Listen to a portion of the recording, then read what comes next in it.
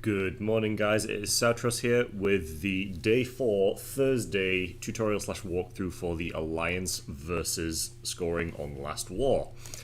So, as with the rest of the videos, I will give you a brief overview of exactly how we are earning points and then go for a little demo of exactly how those points are scored. Now, in a nutshell, today is Upgrade Your Heroes Day. It is everybody's favourite day, and I will refuse to hear otherwise.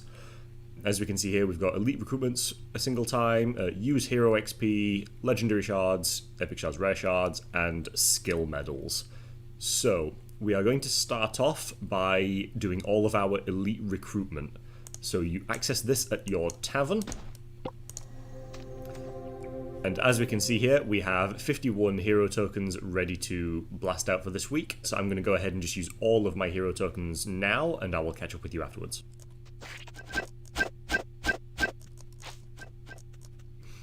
Perfect. So as we can see here, just from using the tavern rerolls alone, we've got a nice nearly 200,000 points. So next on the agenda is going to be using our hero experience. Now, before you use your experience, what I would suggest, go into your inventory and have a look in your special tab for any hero XP chests that you have in resources. As you can see, I've already opened mine prior to this video, so it doesn't matter if you open them today or before now. Just make sure that you are opening them now so you have access to that experience when we're about to use it. So if you go into your heroes tab, I'm sure everybody knows how to upgrade their heroes. This should be relatively self-explanatory. Pick a hero that you want to upgrade and absolutely just match Back in my youth, I was quite the charmer. Thank you, Swift. And just upgrade the hero to hell, or I don't really have any tips on which heroes you should be prioritizing first. I'm not kind of that min-max in terms of what heroes give you the best power outlet. I would personally recommend going for ones that you have the capacity to upgrade in terms of tier. So things like Violet and Murphy you tend to get a lot of shards for, which will come into play slightly later with the skill tiers as well.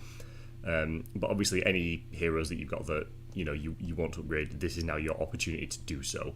So I'm going to upgrade my heroes and I'll be back with you once I've done that.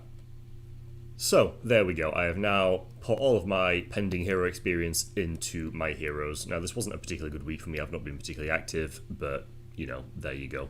Right, next, anyway, is going to be the use of legendary and epic and whatnot hero shards. Now, the shards influence the star ratings that you can see underneath the hero at the bottom here. So what I'm going to do here is attempt to prioritize using all of my personal shards that have big stockpiles.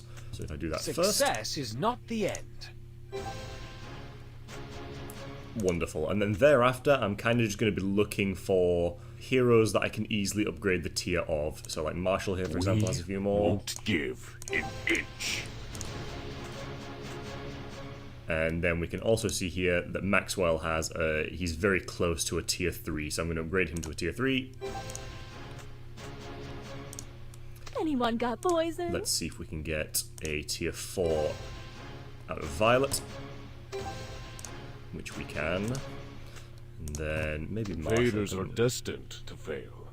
No, so Marshall isn't quite enough. I don't have enough legendary shards there. I'm the star tonight. But what I'm essentially going to do is just click through all of my heroes now and just make sure that I'm using all of the shards that I possibly can, including these rare ones. Now, I know the rare ones aren't exactly the most powerful things in the world, but you're still going to get points for upgrading the blue rarity ones as well.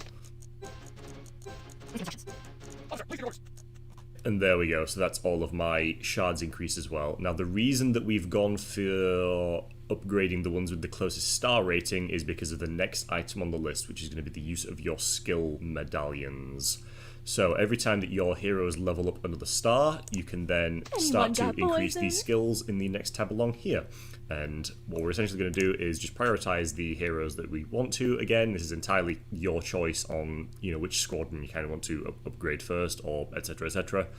I'm just going to make sure we're using all of those skill medals on the appropriate skill. And there we go. I've now used all of my skill medals as well. So if we take a look in the Versus tab for a second here, we can see that I've scored a nice and tasty 6 million points within, 10 minutes. So I'm just going to redeem all these now. That is all you need to do for today to score points. You don't need to do radar tasks, you don't need to do training, you don't need to do speed-ups, absolutely nothing. Now, the one thing I will mention in terms of your actual base daily resources is that you should also have access to your honourable campaign again today. Now, what you want to do is make sure that you are upgrading your heroes first before you do your honorable campaign. And the very simple reason for that, there's two very simple reasons. One, the increased hero power may well allow you to push into a higher difficulty.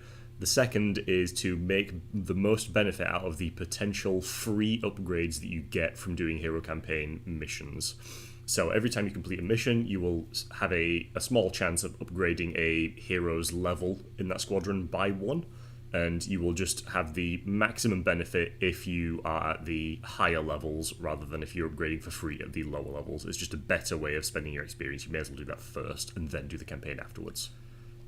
Now, in terms of preparation for the next day, which is your troop mobilization day, what you want to do is make sure that your barracks aren't being overworked today, because you're going to want all of your barracks available for when the next day starts. So, as you can see here, I've got some troops ready to collect.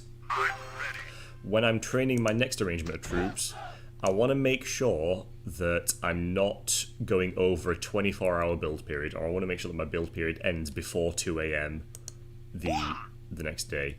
If you really want to, you can time your barracks such that your troops will end just after 2 a.m. and then you still get the kind of first bonus from that original recruitment.